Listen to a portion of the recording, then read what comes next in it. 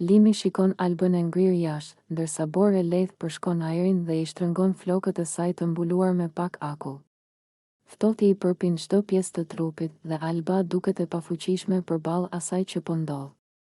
Limi afrohet ngadalë dhe e përqafon me kujdes, duke i thënë me një zë të butë dhe të ngrohtë, "Futu brenda, Alba. Po të pres aty dhe nuk mund të lejoj të ftohesh kaq shumë jashtë." Ai ndjen se ajo ka nevojë për mbështetje dhe ngrohtësi, jo vetëm për trupin, por edhe për shpirtin.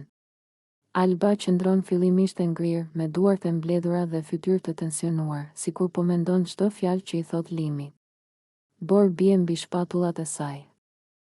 Dhe ajri i ftohtë i përpin hundën dhe mollëzat, por ajo nuk lëviz.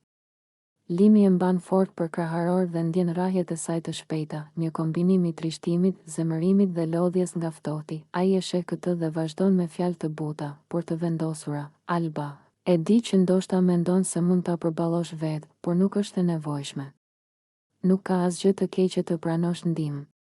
Futuni brenda, ku është ngrohtë dhe siguri, aty nuk ka borë dhe ftohtësi që të lodhin. Vetëm aty mund të ndjehesh rehat." Alba e sheh Liminin dhe ndjen një farë ngrohtësie nga buzëqeshja dhe mënyra si e mban përqafuar. Ajo dëshiron të rezistojë, por ndjen trupin e saj të mpirë dhe duart e ftohta që lëkunden.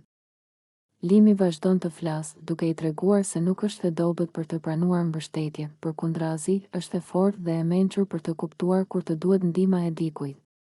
Ai i tregon se përtej ftohtit dhe borës, ka ngrohtësi dhe mirëkuptim që e pret brenda, dhe se çdo hap i saj drejt shtëpisë është një hap drejt rehatisë dhe sigurisë. Alba e sheh Borën që binte dhe të gjitha hapësirat e zbrazta përreth, dhe mendon për çfarë ndodhi më parë dhe për vendosmërinë e saj.